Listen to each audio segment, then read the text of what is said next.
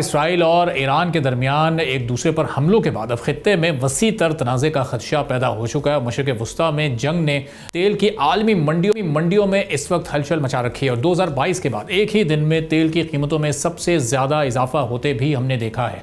इस वक्त दुनिया के तकरीबन 20% तेल की तरसील है तेल की वो आबनाए हर्म्स के जरिए होती है। आबनाए हर्म्स से सऊदी अरब, मुत्तहिदा अरब इमारात, कुवैत और ईरान जैसे ममालिक से तेल दीगर ममालिक को पहुँचाया जाता है। दुनिया में सबसे ज़्यादा LNG बरामद करने वाला मुल्क कतर भी अपनी एक्सपोर्ट के लिए इसी गुजरगाह पर इन्हिसार करता है। अगर ईरान आबनाए हर्म्स को बंद कर देता है तो आलमी तेल की 20% रसद मुतासिर होगी। ईरान और इसराइल कशीदगी में शिद्दत और अमेरिका की तेहरान से इनखला की अपील के बाद अब तेल की कीमतों में 2 से ज़ायद % इजाफा हुआ है, जिससे खित्ते में मजीद बदमनी और तेल की सप्लाई में खलल के खदशात बढ़ गए हैं। ब्रेंट क्रूड फ्यूचर की कीमत $1.160 या 1.6% इजाफे के साथ फी बैरल $74.4 तक पहुंच चुकी है, जबकि अमरीकी वेस्ट टेक्सास इंटरमीडिएट क्रूड $1.34 या 1.87% इजाफे के साथ अब $73 की सतह को भी अबूर कर चुका है। ये फी बैरल के रेट्स हैं। अब इस सारी सूरत हाल को देखते हुए वज़ीर आज़म शहबाज शरीफ ने पेट्रोलियम मसनूआत की फराहमी और कीमतों की निगरानी के लिए वज़ीर ख़जाना की ज़ेर सदारत एक आला सतह की कमेटी कायम की है, जिसमें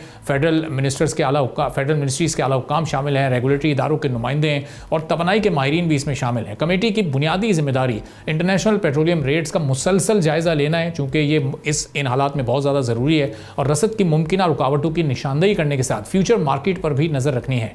कमेटी की इब्तिदाई मीटिंग हो चुकी है और आलमी और मकामी मंडी का तज्ज़िये के बाद अब कमेटी ने इत्मीनान ज़ाहिर किया है कि इस वक्त मुल्क में पेट्रोलियम मसनूआत के काफ़ी ज़खायर मौजूद हैं, लेकिन बदलती हुई सूरत हाल के पेश नज़र करीबी निगरानी नागुज़ीर करार दी गई है।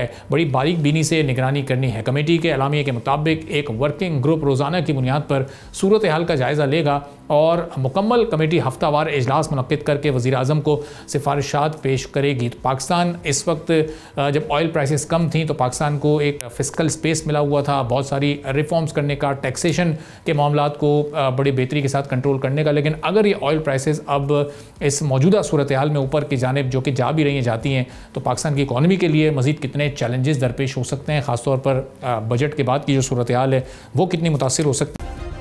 सब्सक्राइब करें और बेल दबाएं ताकि कोई खबर रह न जाए।